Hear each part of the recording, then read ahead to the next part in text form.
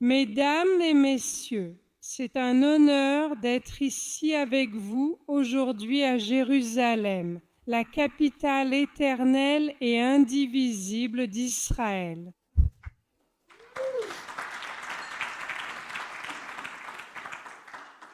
L'un des cofondateurs de l'association franco-japonaise de Strasbourg est un ami à moi, Rafi, tout comme sa femme, qui, comme moi, est à moitié syrienne et à moitié libanaise. Seulement, je suis née de l'autre côté de la frontière et pas dans une famille juive. En grandissant au Liban, j'avais de la sympathie pour le Hezbollah. Je faisais partie de la masse des idiots utiles et je détestais Israël et les Juifs. Pourquoi ne l'aurais-je pas fait? Israël occupait le sud du Liban et je ne savais pas pourquoi, je ne le savais pas. Israël avait créé une zone tampon après plus de 10 ans de retenue. Pendant qu'Arafat et ses bandits, y compris des Arabes et des Occidentaux de l'extrême gauche, abusaient du territoire libanais et envoyaient des hommes et des femmes commettre des attentats terroristes en Israël. Tout ce qu'on nous disait sur les Juifs et les Israéliens, nous le croyions, surtout parce qu'il n'y avait plus de Juifs pour contester ce qui était dit sur eux. Quand on vous parle de la Nakba palestinienne, dites-leur que plus de 800 000 Juifs ont été déracinés du monde arabe. Ils sont passés à autre chose. Passons à autre chose. Saviez-vous que, depuis les années 50, dans la plupart du monde arabe, des lois et des politiques anti-normalisation interdisent tout contact entre les personnes avec les Israéliens, même à l'étranger? Abolir ces lois, et ceci s'adresse aux Américains. L'abolition de ces lois devrait être une condition lors de l'octroi de l'aide des États-Unis. C'est une remarque en passant.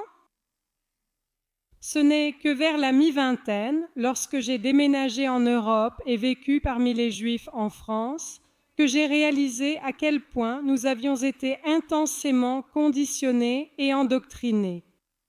Après des années de recherche et de lecture, je suis devenue sioniste. J'ai travaillé avec eux.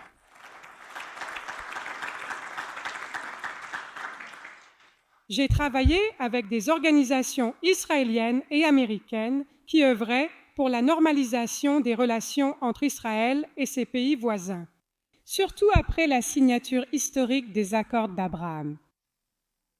Après le 7 octobre, je suis devenue une sioniste très engagée. Vous voyez, j'ai toujours su et dit que l'antisémitisme est omniprésent dans le monde arabe. Je sais. J'ai vécu dans 4 pays arabes, le Liban, la Syrie, l'Arabie saoudite et le Qatar. Mais je n'aurais jamais imaginé à quel point c'était grave.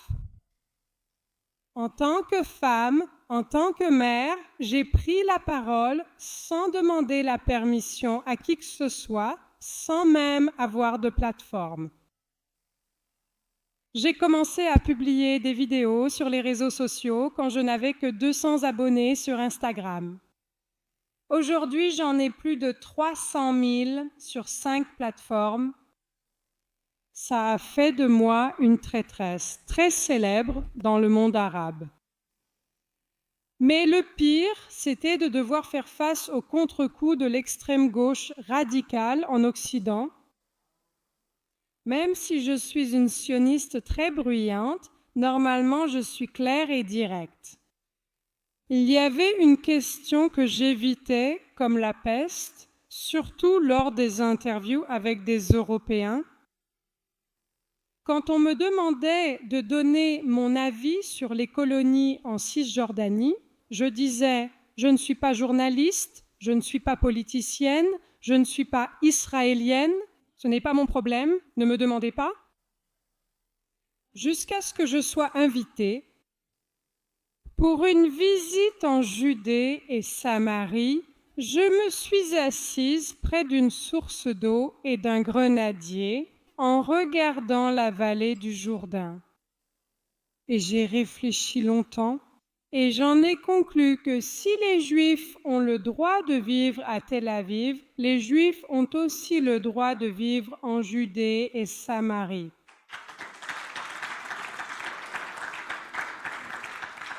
C'est une partie de leur histoire, une partie de leur passé, et cela doit faire partie de leur avenir.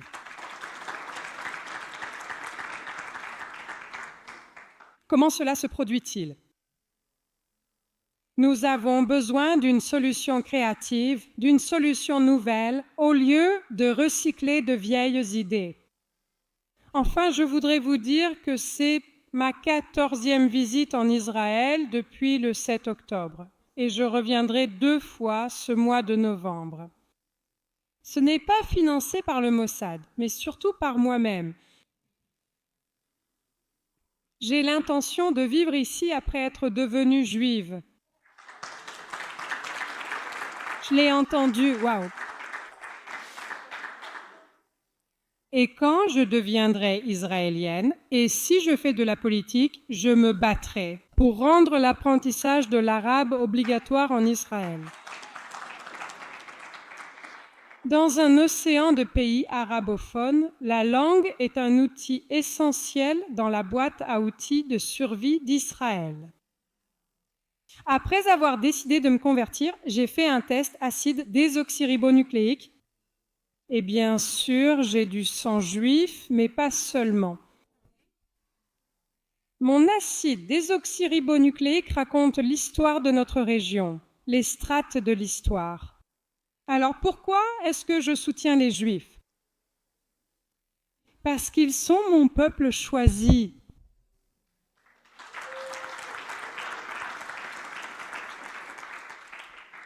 Parce que j'apprécie cette culture, ce pays, leur résilience et leur loyauté envers leur histoire, leurs ancêtres et les uns envers les autres. Même s'ils se chamaillent beaucoup, et je sais qu'Israël l'emportera. Après cette guerre dévastatrice, Israël deviendra bien plus fort qu'il ne l'a jamais été.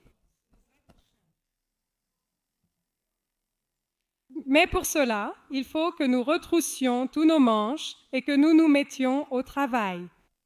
Nous avons un ennemi commun qui s'appelle l'islam politique. Et si nous nous unissons, nous le vaincrons. Comment? Regardez Israël, observez et apprenez. Am Israël haï.